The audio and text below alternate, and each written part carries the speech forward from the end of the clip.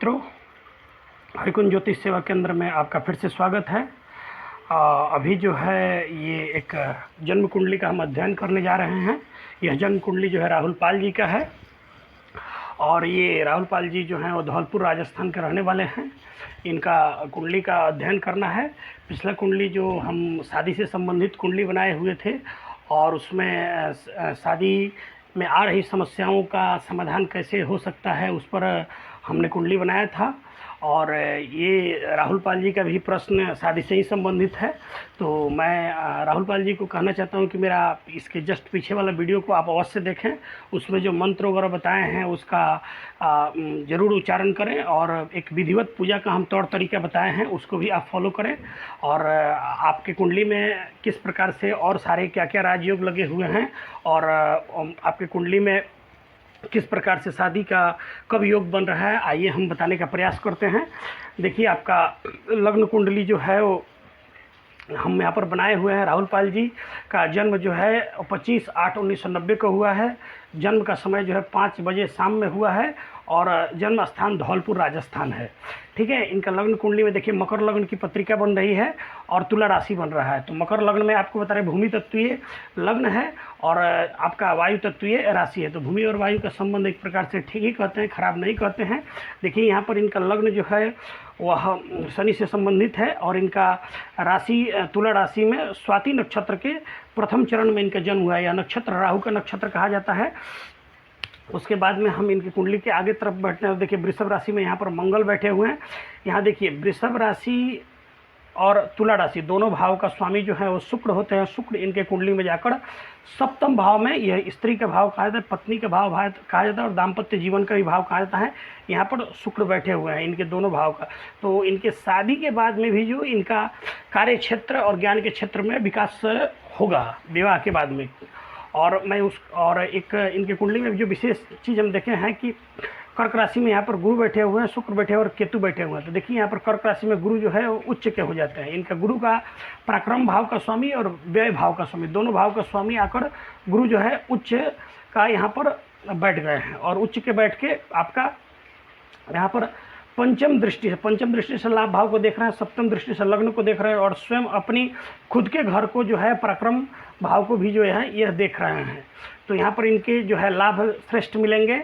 उसके बाद में इनका लग्न पर जो है हालांकि नीच दृष्टि ही है लेकिन फिर भी गुरु के दृष्टि जो है वो खराब नहीं होता है और इनका जो है पराक्रम भाव पर भी इनकी दृष्टि पड़ी हुई है गुरु का।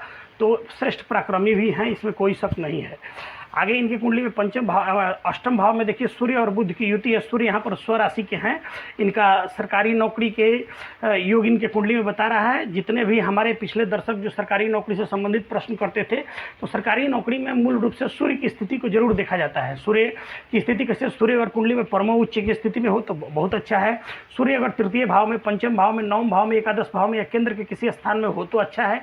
सूर्य अगर मूलत्रिक में भी हो तो अच्छा है। सूर्य स्वराशि का भी हो तो अच्छा है। देखिए इनकी कुंडली में सूर्य जो है यहाँ पर अष्टम भाव में स्वराशि के हैं। तो ये सरकारी नौकरी की तरफ इंडिकेशन कर रहे हैं। हो सकता है तो हमको जहाँ तक लग रहा है कि राहुल पाल जी सरकारी नौकरी कर रहे हैं और इनका सरकारी नौकरी में आने वाला समय में इनका तरक्की के भी योगदान दिख रहा है इनके कुंडली में। देखिए इनका कुंडली जो है मेन जो कर्म भाव जो दिख रहा है यहाँ पर तुला राशि का दिख रहा है और इस भाव के स्वामी शुक्र होते हैं और ज्ञान भाव भी वृषभ राशि का दिख रहा है। दोनों भाव के स्वामी शुक्र होते हैं। शुक्र दैत्य गुरु शुक्राचार्य को कहा जाता है। ये दैत्यों के गुरु कहे जाते हैं। तो गुरु का कार्य शिक्षा दीक्षा से संबंधित होता है। तो ये जो है मतलब शिक्षा दीक्षा के क्षेत्र से भी अपना जो है वो जुड़ के लाभ कमा सकते हैं और इनका सरकारी नौकरी की प्रबल संभावनाएं दिख भी रही है और हमको लगता है इनका सो नौकरी हुआ भी है। फिर आगे देखिए इनका जो आगे इनके जीवन साथी का हो रहा है, जो शादी के लेके प्रश्न किए हैं। तो देखिए शादी में मैं आपको इनको बता रहा कि यहाँ पर भी इनका जो लग्न बन रहा है वह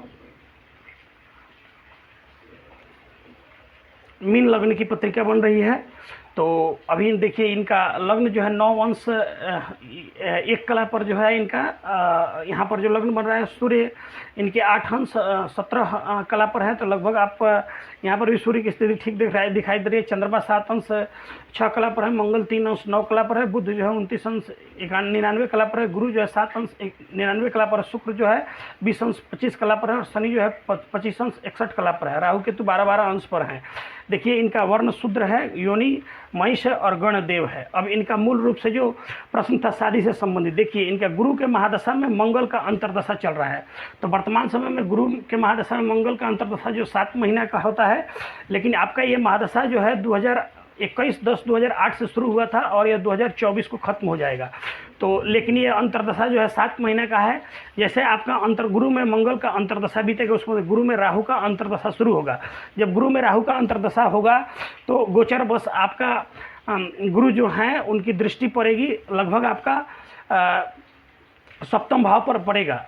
यहाँ पर बैठेंगे तो यहाँ पर आपके एकादश भाव में गुरु गोचर में बैठेंगे तो उनकी नवम पूर्ण दृष्टि जो है उनका विवाह भाव पर पड़ेगा, यानी पत्नी के भाव पर पड़ेगा।